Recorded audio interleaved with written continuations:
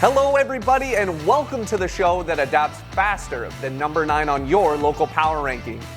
I'm your host Zarango and this is Smash Talk.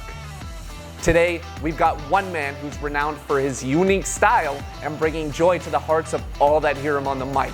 It's Nurse. Next, we're going to be chatting with the amazing SAM Kalensky about his unique collection that is for sale, for sale, for sale.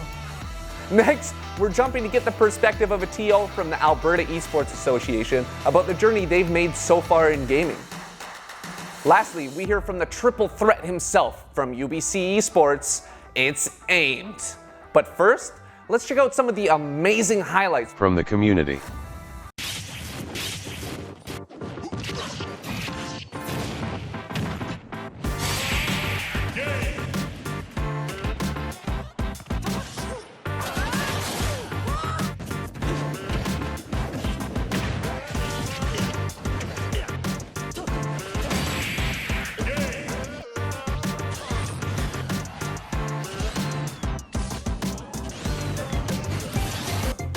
Oh, that could have been a fail. And he's got the bomb! And that's it! The RNG wins it! Oh! Okay. Back row.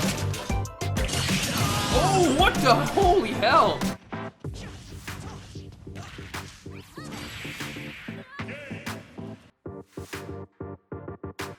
What's up? Oh, there we go. Oh my, no way! No way!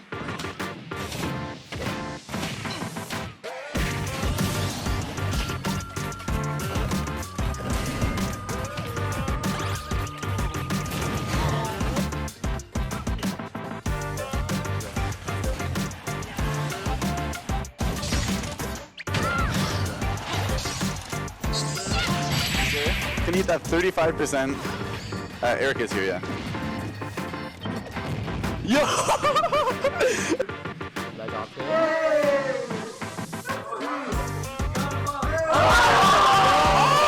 Oh! To the abyss!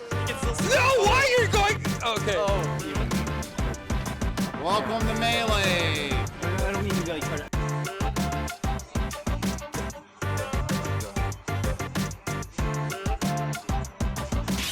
Tournaments are an absolutely magical environment. The sound of laughter and yelling from the competitors, the gathering of people behind setups, and the sound of commentators going wild in the background. We know we won't see tournaments for a while, but right now, I'm feeling faint. Give me the Nurse!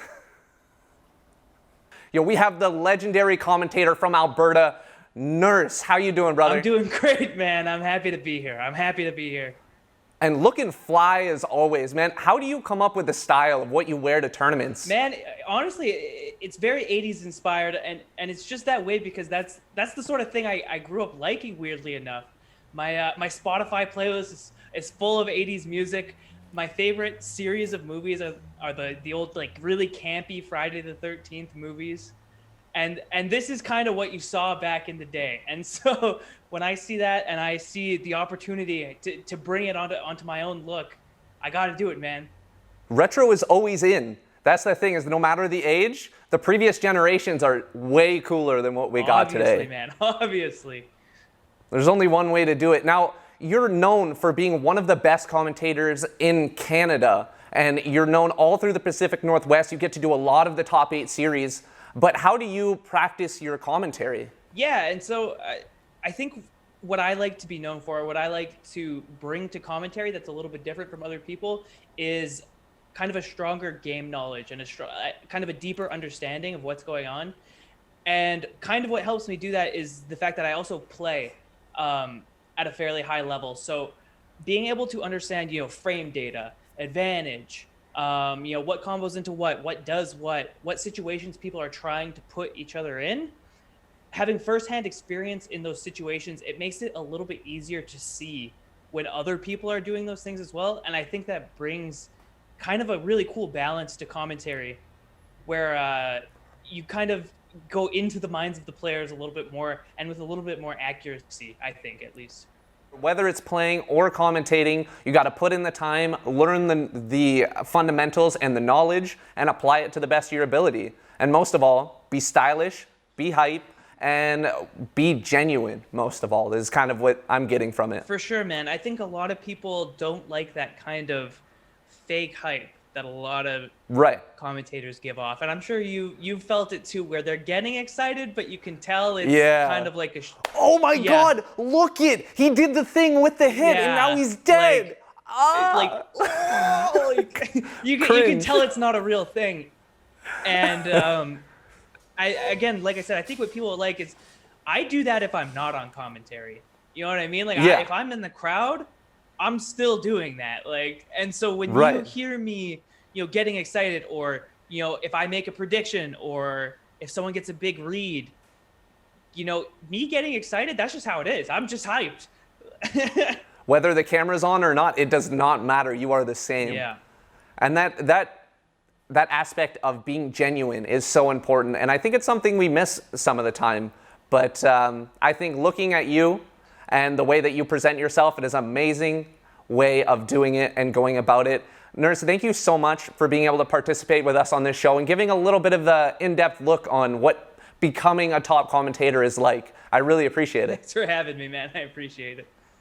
We've all had moments when you're walking around a convention or even down the street and you spy them, hiding in the open. These little portraits popping with color and pizzazz instantly creates a bond between you and the stranger, knowing you have one thing in common: Sam Kalensky. This man's art has been helping pull people together for over a decade, and we have a first-hand perspective on his life's work. And here we have Sam Kalensky, the legendary artist, here today. How are you, Sam? I'm doing good. That is amazing to hear. You always seem to be doing well. You always have a smile every time we see you at your events. One of my personal favorite pieces that you've done that actually came up totally outside of any vendors was in the monster manual of one particular D&D book. Would you like to share about that a little bit? Yeah, being part of that Kickstarter was amazing. Fairy Fire is what it's called. Fairy Fire. Fairy Fire. That was so fun.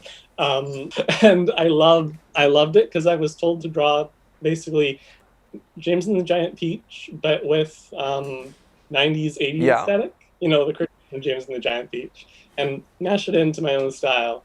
So I took that, and then I mixed a little bit of Prince in there. I mixed a little bit of fashion shows and stuff like that. It was really fun. I was playing in a campaign when actually someone busted out that book, and then I was able to flip to the page and be like, I know the man that drew this. How did you get involved with selling your art in these different cons and tournaments? Way back in 2010, I started doing events in Vancouver. So I started with Mini-Commie, and really from there, I just started doing it full time. Which is amazing. I don't know many people who can do their dream full time. How does Smash influence your art? All the video games I've ever played definitely bleeds into my style and what I love. So Smash is essentially the celebration of all those things put together in one. So I enjoyed drawing my takes on all the characters, and twice now actually with the Kirby's too. So yeah. Yeah, it's amazing. If there's one way that I know that someone mains a character, it's because they have a Sam Kalensky button of that character, and that's the only way that you main it. Well, Sam, one thing I can say is that from now on, we'll be drawing our inspiration from you. Thank you so much for coming here and participating. Thank you. Awesome. Sam Kalensky has shown us that games are art. And if life imitates art and art equals games, then is life a game? Is Smash life? We asked you to recreate your favorite taunts in real life, and you absolutely delivered. With only a little bit of time left until the next Invitational, we have 2 wildcard slots as well as a chance to be featured in the next Smash Talk video with your guys' favorite taunts. Let's see what you got. You already know mine.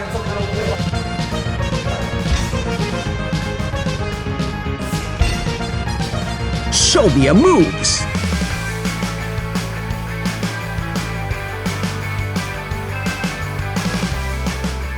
Show me moves.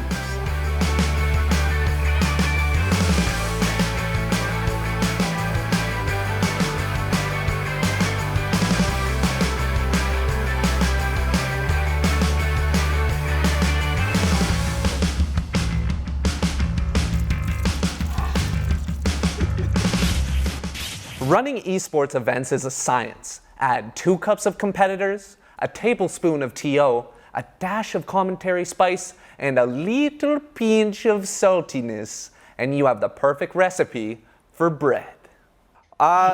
With us today, we have Bread from the Alberta Esports Association here with us just to talk a little bit of the logistics of esports. How did you get started?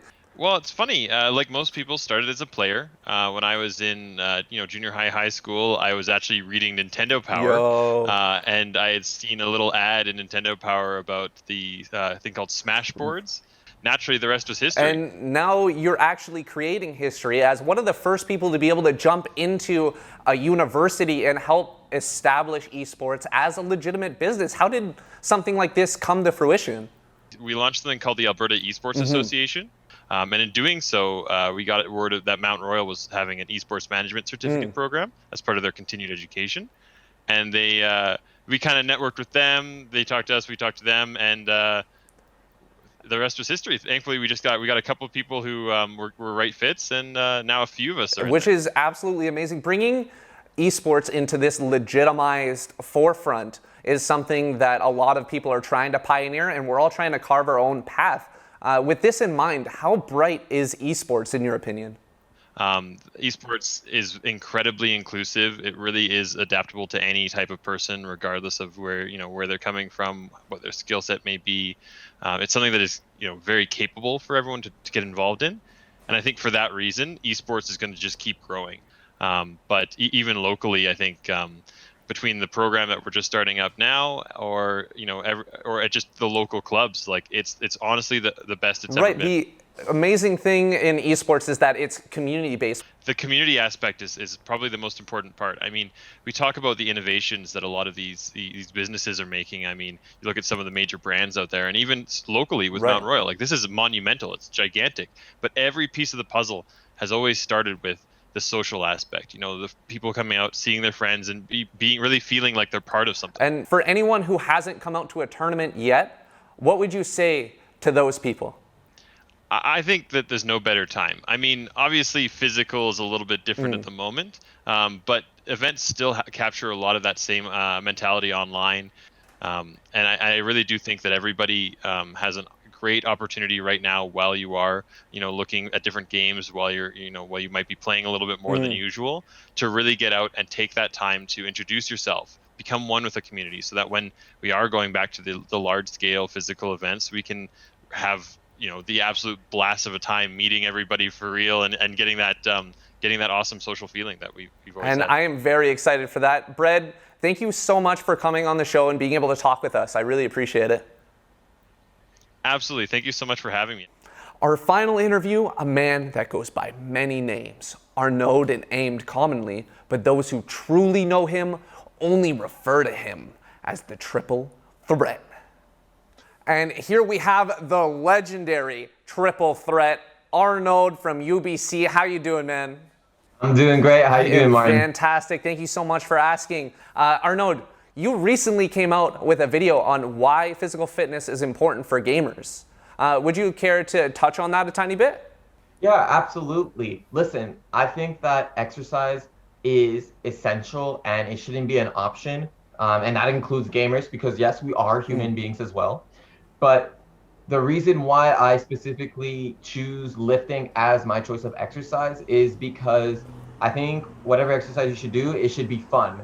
And for me, sports aren't necessarily fun. I don't really watch a lot of sports. And that might be different for you, but I think for a lot of gamers, what's fun for me is playing Smash, playing Valorant, League of Legends, watching games. That's what's fun to me. Unfortunately, that's not exercise. So if I'm going to exercise, I'm not going to have fun, I might as well do the type of exercise that's going to get me the most results. Now, results are, for me, what matters is muscle mass, confidence, discipline, because you got to be disciplined to lift. Keeping a relatively strict schedule for lifting. I think that's my choice of exercise because it will give me the most benefits, and then I can just get back to gaming. And not feeling bad about posture or body sores, or your mind is ready to go.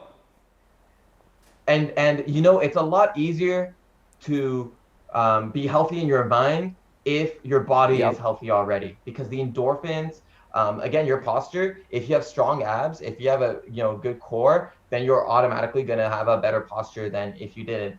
And it's as simple as that, really. Video games can be something healthy for your mental, for your community-based goals, and also your physical goals if you do it properly.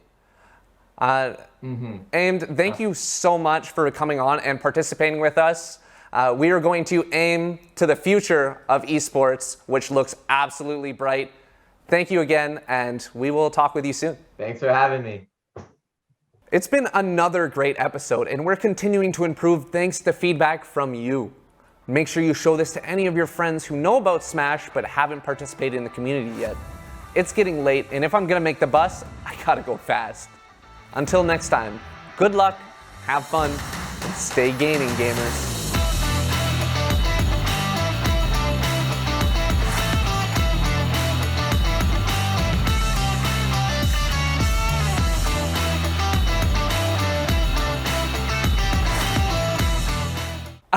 Bread. I loaf that guy.